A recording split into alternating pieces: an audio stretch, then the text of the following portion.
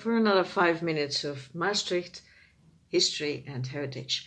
I'm going to talk today about the Cellebroederskapel, or as we say in Dutch, Cellebroederskapel. The similarity in the words with the English ones is of course obvious. The kapel is a chapel, and Cellebroeders might require a little more explanation. They quite literally lived in cells. You are probably aware that in the course of Christianity there have been, down through the ages, very many different types of religious institutions with all kinds of different aims and consequently also different activities and localities.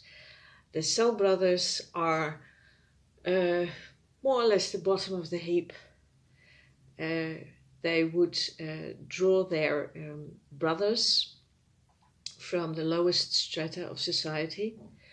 They would live in very, very, very basic accommodations, cells, tiny little abodes, rickety shacks, and only after quite some time they may or may not have been built into anything approaching a monastery. But they were not monks. They might have been better off if they were. Brothers do not take all the vows which would have made them into monastics.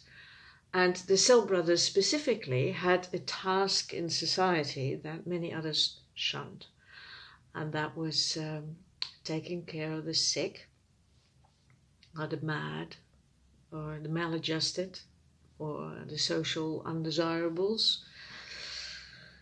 Categories could be very fluid at times. They were made to do so in sort of out-of-the-way places. And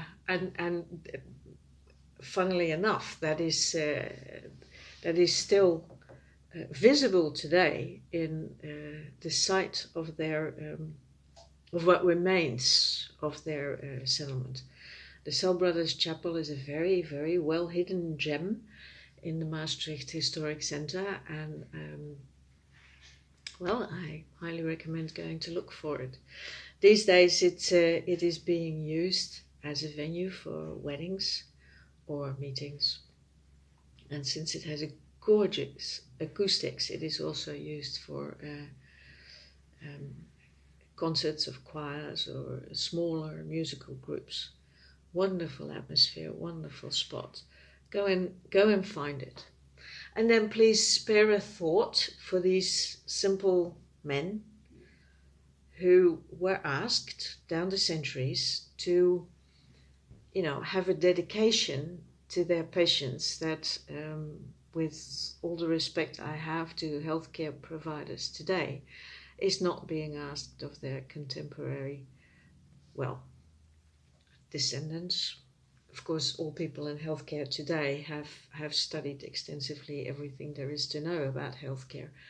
And these medieval brothers, until the end of the 18th century, were just doing what they could, tending the sick, taking care of the dead, and often their own.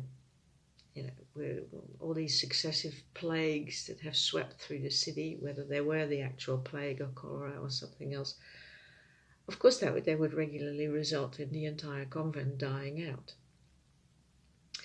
The similarity with today is that without vaccines, as we are lucky to have now, in those days, really the only responses available to people were very similar to the ones that we have seen applied at the beginning of the COVID pandemic, and that is isolation. You lock people up in their homes or in this little poor convent, or you take them to barracks outside the city walls, or you row them to an island in the middle of the Maas River, which is no longer there, and then either you recuperate or die, and that's just all there is to it. A grim history of a lovely spot. Go and see it for yourself. Bye.